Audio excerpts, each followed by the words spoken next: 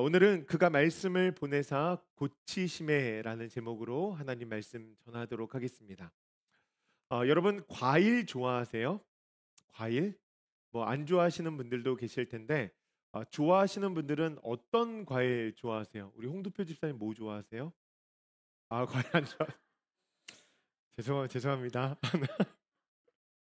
우리 엄수영 집사님 뭐 좋아하세요? 많이 좋아하시는데 특별히 좋아하시는 과일 있으세요? 백- 맹고, 맹고 좋아하세요? 우리 하영주 권사님은 뭐 좋아하세요? 복숭아. 제가 원하는 답이 나왔습니다. 저도 딱딱한 백도 복숭아를 좋아합니다. 한 번은 마트에 갔는데 이 복숭아를 사 왔는데 너무 맛있는 거예요. 그래서 또 먹고 싶어서 아내에게 전화를 했습니다. "혹시 집에 올 때 마트에 들려서 그 복숭아 사다 줄 수 있어?"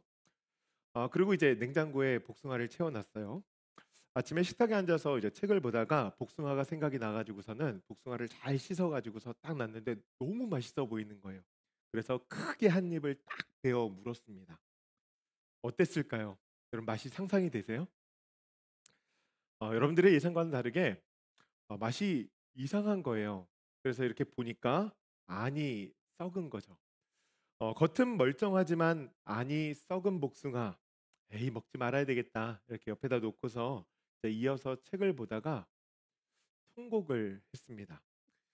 그 책에는 안타깝게 세상을 떠난 한 기업의 CEO의 일기가 기록이 되어져 있었는데 이렇게 기록이 되어져 있었어요.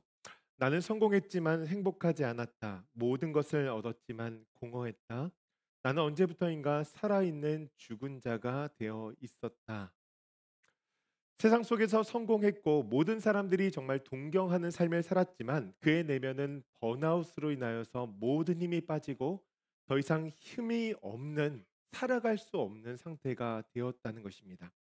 그렇다고 그것을 표현할 수도 없으니 아무런 힘이 없음에도 불구하고 그냥 하루하루 괜찮은 것처럼 정상적인 삶을 흉내내며 살았던 거예요. 겉모습은 멀쩡했는데 내면은 어두움으로 가득 차 있었던 것이죠. 그 내면을 덮고 있는 어둠이 하루아침에 그의 생명을 송두리째 잡아 먹은 것입니다. 겉은 멀쩡했지만 악은 썩어버린 복숭아처럼 그 인생을 살았다는 거예요. 그 책을 보는데 제가 예전에 느꼈던 이 번아웃의 감정이 느껴져서 마음에 공감이 되어서 한참을 울었습니다. 겉은 멀쩡하지만 속은 썩어버린, 여러분 오늘 본문의 말씀을 보니까 시편의 기자가 그 인생을 이야기하죠. 사람들은 흑암과 사망의 그늘에 앉아 있고 곤고와 쇠사슬에 매어 있습니다. 여러분 가만히 이 말씀을 보니까 오늘을 살아가는 현대인들의 모습이 그런 것 같아요. 기술은 날로 발전하고 의학은 점점 더 정교해지고 물질적 풍요도 전례 없는 시대 가운데 우리는 살아가고 있습니다. 그와 동시에 우리는 전에 없던 걱정과 근심, 불안과 무기력을 경험하고 있고 외로움과 두려움 가운데 정신적인 질병을 앓고 있으며 마음의 상처와 중독의 문제를 딜하고 있다는 거예요. 관계들이 가까워지고 있는 것 같지만 관계의 고립됨과 단절을 더 극심하게 경험하고 있는 것입니다. 그 아픔을 견디며 있기 위해서 다른 것들로 간간히 버티며 괜찮은 척하며 살아가지만 실상은 그렇지 않다는 것이죠. 겉은 괜찮아 보이는데 속은 무엇인가 뻥 뚫린 것 같은 공허함에 사무치는 삶을 살고 있다는 것입니다. 여러분 이 모든 것들이 어디서부터 시작이 되어졌을까요? 오늘 본문의 말씀을 보니까 이렇게 답합니다. 그것은 바로 하나님의 말씀으로부터 멀어졌기 때문입니다. 말씀을 거절했기 때문입니다.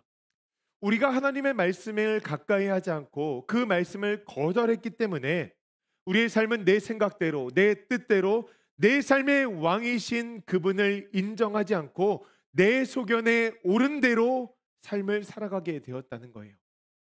결국 성경에 기록되어진 사사 시대처럼 사람들이 고통을 당하며 살게 되었다는 것이죠. 제가 최근에 이 부분에 대해서 참 많이 느꼈는데요. 여러분 이런 생각 혹시 해보셨습니까? 우리는요 내비게이션이 있어도 길을 잃어버리는 사람들입니다. 내비게이션이 있어도 길을 잃어버리며 살아간다는 거예요. 저희 아이가 이제 운전면허를 딸 때가 되어서 최근에 이제 운전면허를 이제 운전을 가르치고 있는데 아이가 이제 내비게이션을 봐야 되잖아요. 근데 이 내비게이션을 못 보는 거예요. 목적지에 도달하기 위해서는 여기서는 레프트 턴, 여기서는 라이트 턴 해야 되는데 그러려면 차선도 바꿔야 되고 속도 조절도 해야 되는데 이 내비게이션을 잘 못 보다 보니까 잘못된 길로 계속 가는 거예요. 그냥 고속도로에서 직진만 하며 사는 인생이 된 것이죠. 옆에 있는 사람은 답답하죠. 그런데 한번 가만히 생각해 보십시오. 제가 그 아이의 운전하는 모습을 보면서 그런 생각이 들었어요. 우리도 그렇지 않은가? 처음 운전한 사람은 너무나 긴장돼서 그럴 수 있습니다. 그런데 평생을 운전해도 그렇더라고요. 부주의하거나 다른 생각을 하거나 특히 처음 가는 길을 갈 때면 우리는 매 많이 헤맵니다. 제가 운전을 가르치면서 처음에 이 달라스에 와서 이 하이웨이에서 그렇게 헤맸던 기억이 나요. 일로 가야 되나 절로 가야 되나 허둥지둥 되는 것이죠. 여러분 마찬가지입니다. 우리의 인생도 익숙한 것 같아도 다가오는 1분 1초가 우리가 살아보지 않은 그 미지의 세상으로 나아가는 거잖아요. 말씀을 가지고 있어도 읽지 않고 알고 있어도 깨닫지 못하고 묵상하지 않으니 그 미지의 세계로 나아가며 말씀대로 살지 못해 우리는 고통을 당하며 살아간다는 것이죠.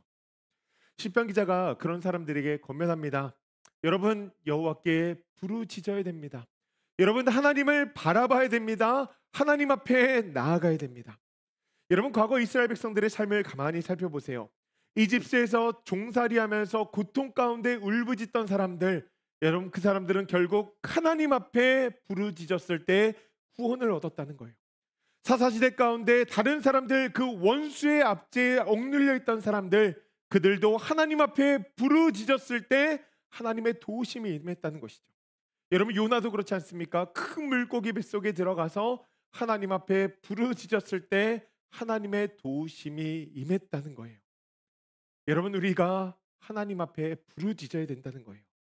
그래야 죄로부터 일어난 그 고통, 그 아픔으로부터 회복될 수 있다는 것이죠. 여러분 하나님은요 우리를 치유시키시고 회복시키시는 분이십니다. 오늘 말씀을 보니까 어떻게 회복시키시는지 그것을 아주 자세하게 기록을 하고 있는데 이 세 가지만 함께 살펴보려고 합니다. 첫째로 하나님은 흑암의 쇠사슬을 끊으시는 분이십니다. 어떤 분이시라고요? 흑암의 쇠사슬을 끊으시는 분이십니다. 14절 말씀 보니까 이렇게 기록이 되어져 있죠. 우리 한번 같이 읽어볼까요? 흑암과 사망의 그늘에서 인도하여 내시고 그들의 얼거맨 줄을 끊으셨도다. 아멘. 지난주에 이제 복음과 삶 성경 공부를 시작했는데 이 성경 공부하면서 한 권사님이 이런 말씀을 하세요. 목사님 저는 스마트폰을 쓴 이후로 전화번호를 잘 못 외웁니다. 이 대화의 맥락이 이 성경 암송으로부터 시작되어지는 이야기여서 저에게는 그 음성이 이렇게 들렸습니다.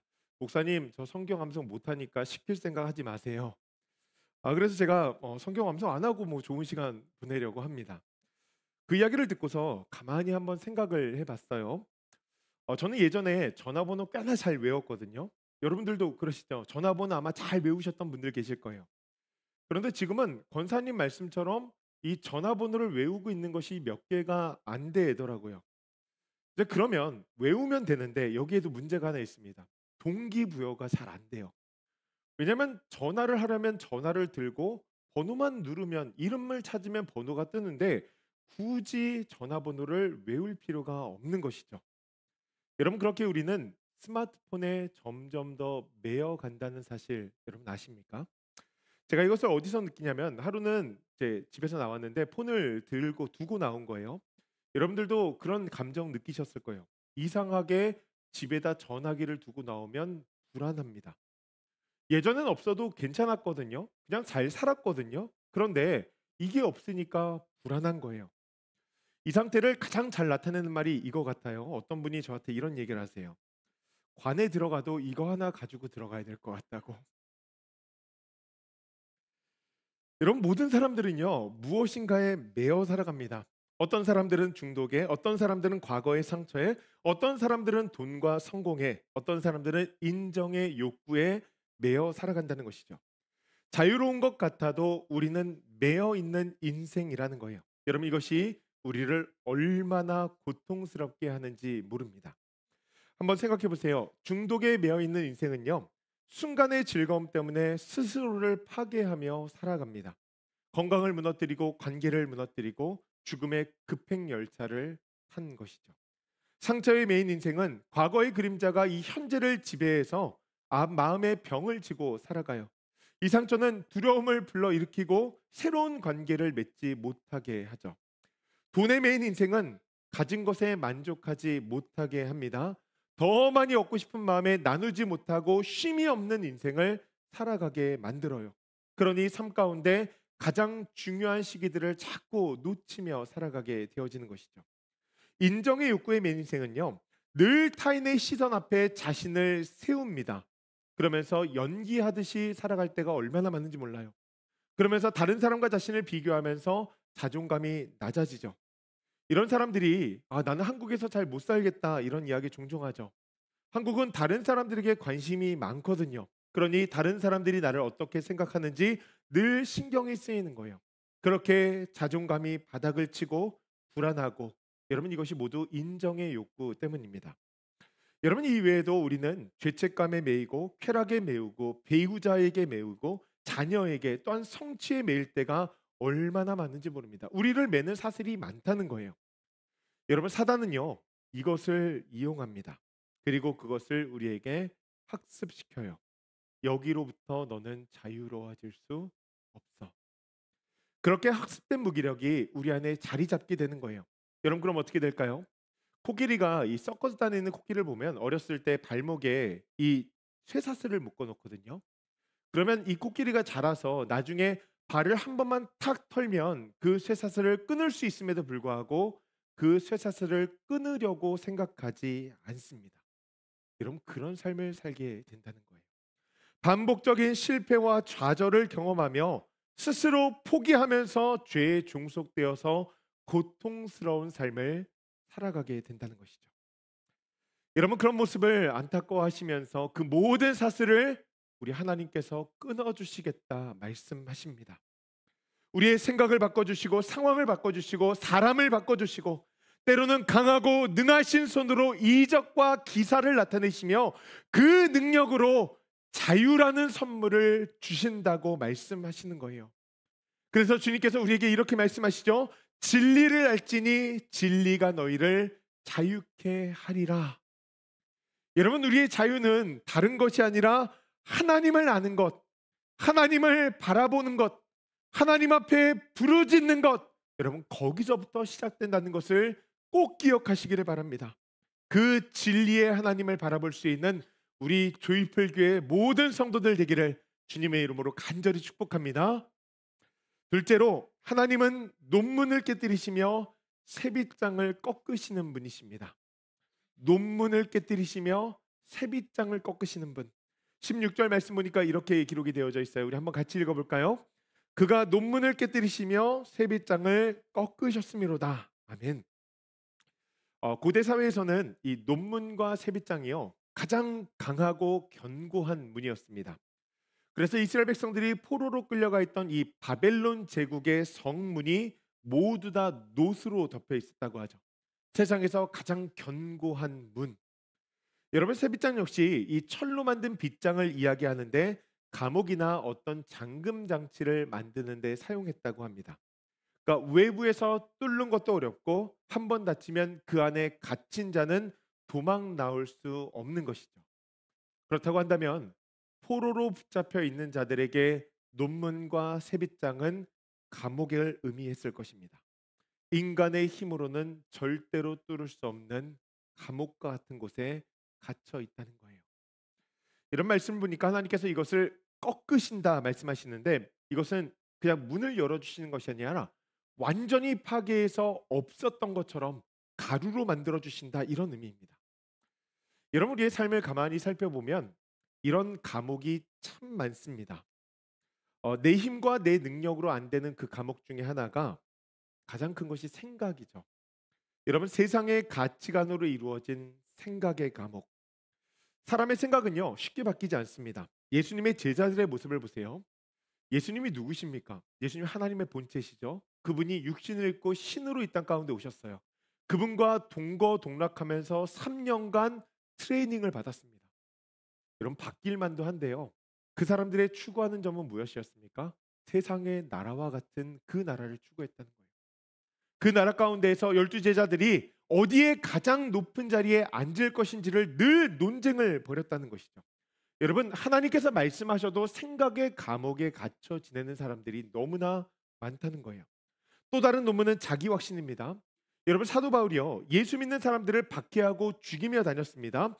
자기 확신이라고 하는 감옥에 갇혀 있었기 때문이에요. 사람들을 괴롭히고 죽인다는 것, 여러분, 엄청난 강단 아닙니까?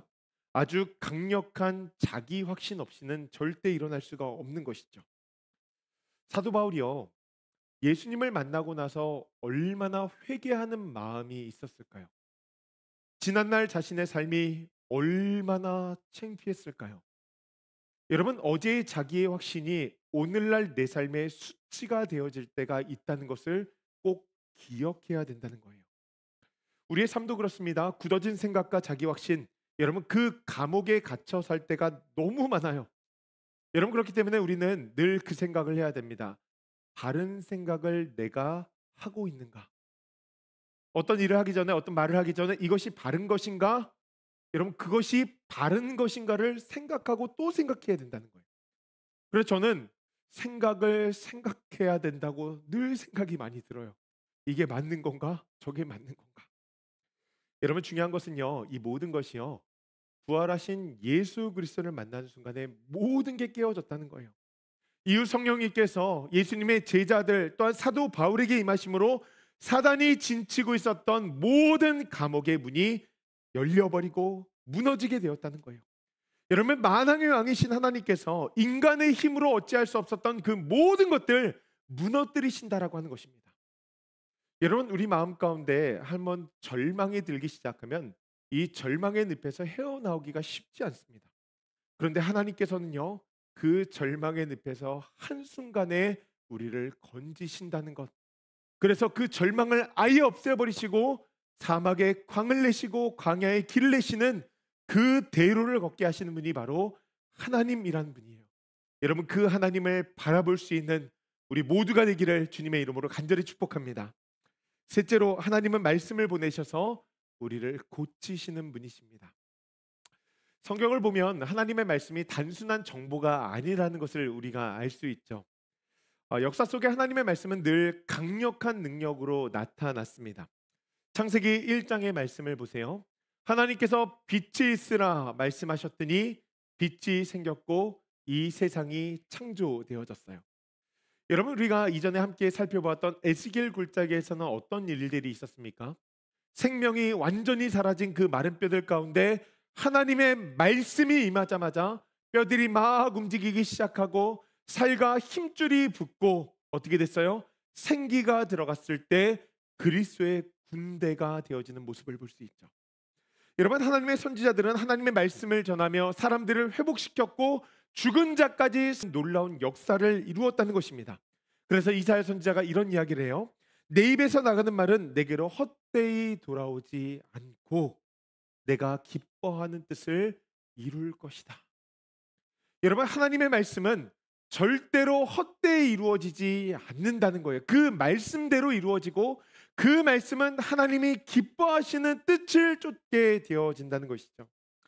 여러분, 그 기뻐하시는 뜻이 신약 성경에 오니까 밝히 드러나는데 오늘 본문 20절에 그 말씀이 기록이 되어져 있어요.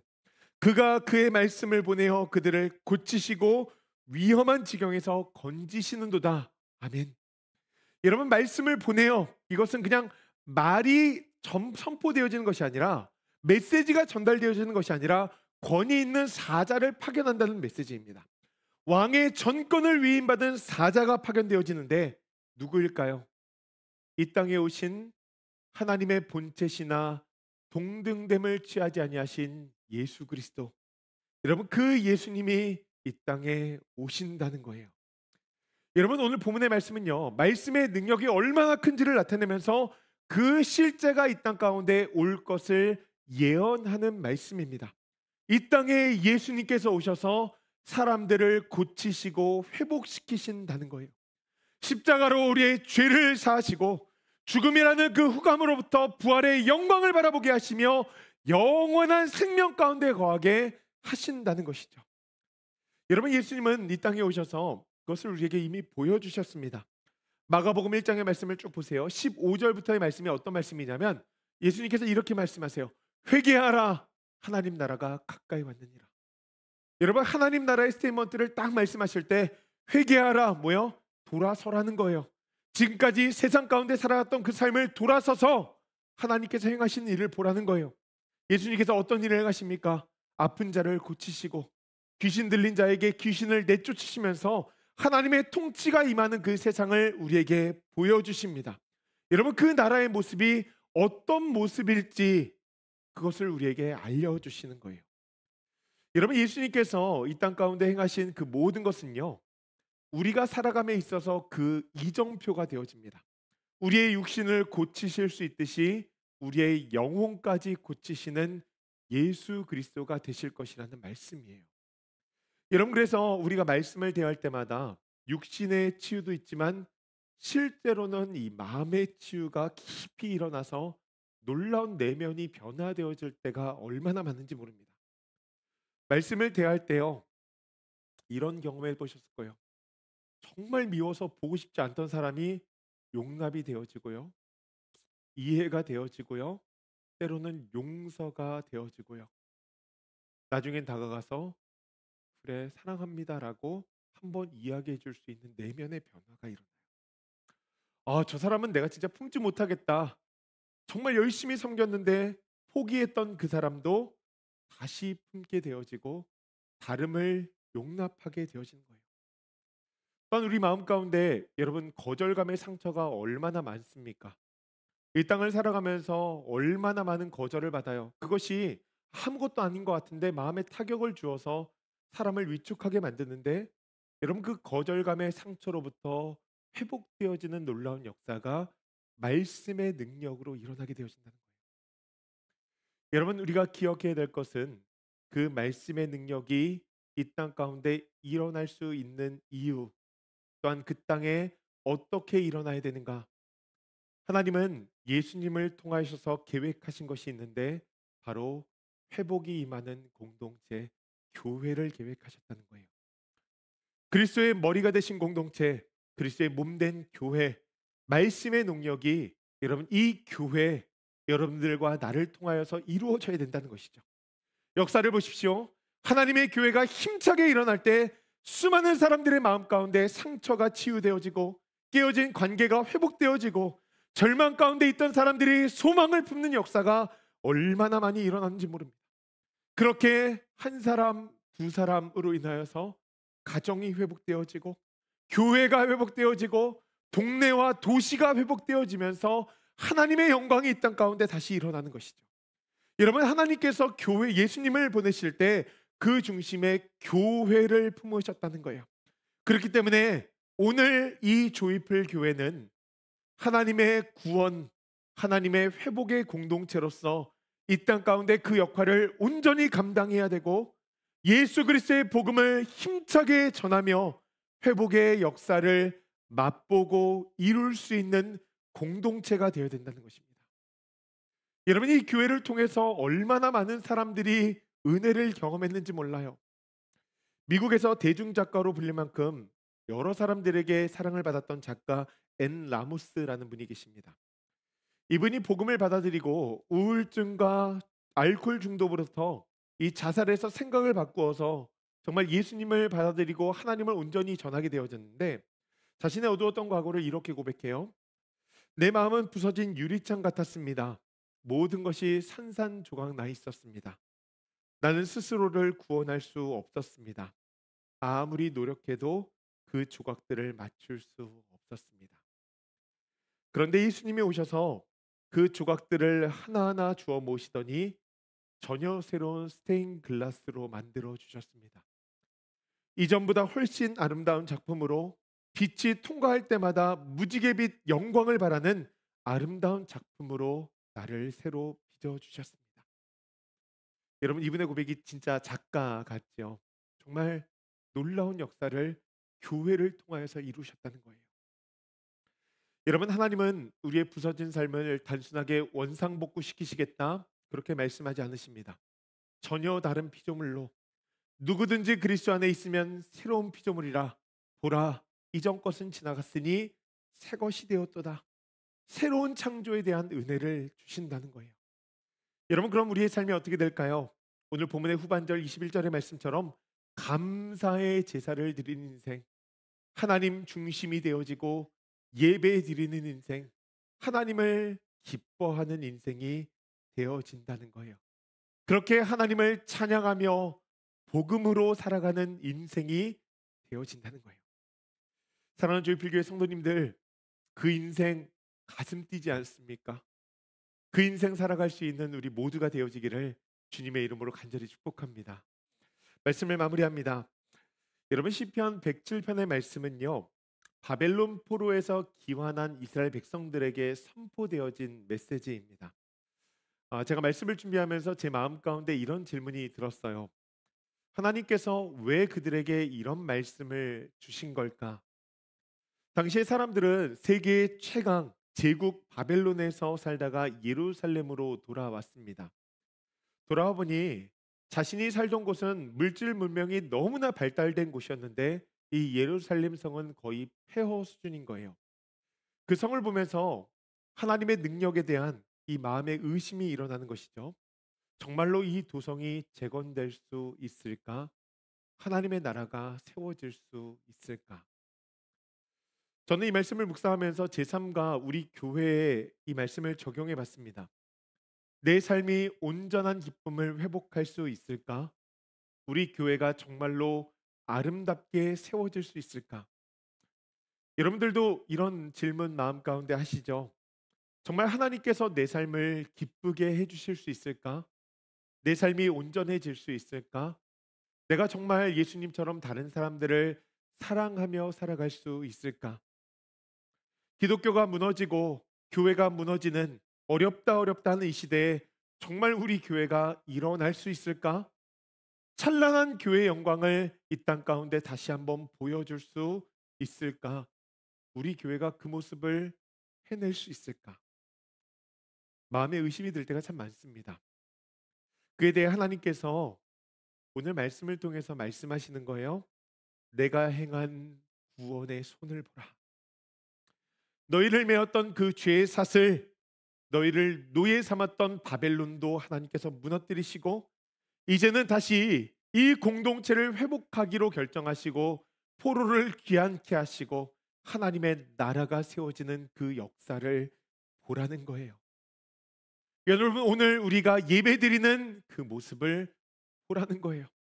수많은 주의 백성들이 하나님을 갈망하는 마음으로, 하나님을 예배하고 싶은 마음으로 나와 찬양하고 말씀을 사모하며 주 앞에 기도하는 그 모습을 보라는 거예요.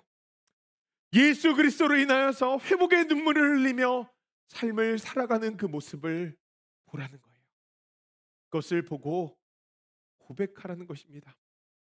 오직 우리에게는 예수뿐이 없습니다. 그 믿음을 하며 나아가라는 것이죠. 우리 안에 능력이 있지 아니하고 하나님에게 능력이 있음을 고백하며 내 힘과 능력이 아니라 하나님의 위대하심을 고백하며 나아갈 때 하나님께서 모든 것들을 회복해 하신다는 거예요. 사랑하는 주일풀교회 성도님들, 오늘 이 자리에 누군가는 공허함과 우울감, 무기력이라고 하는 흑암과 사막의 그늘에 앉아 계시는 분들이 있을 것이고, 미디어와 쾌락, 집착과 과거, 무엇인가 쇠사슬에 매어 있는 분들도 계실 것입니다. 상처로 인하여서 관계로 인해서 고통받고 삶의 만족이 없고 생각과 자기 확신이라는 감옥에 갇혀 있는 분들도 계실 것이고요. 기대가 없고 소망이 없고 삶의 의미와 활력이 없고 교회를 향한 하나님의 행하심에 대한 의심이 드는 분들도 계실 거예요. 오늘 하나님께서는 우리에게 이렇게 말씀하십니다. 그가 그의 말씀을 보내어 그들을 고치시고 위험한 지경에서 건지시는도다. 여호와의 인자심과 인생에게 행하신 기적으로 말미암아 그를 찬송할지로다. 감사제를 드리며 노래하며 그가 행하신 일을 선포할지로다. 예수님을 간절히 찾으시길 간절히 소원합니다.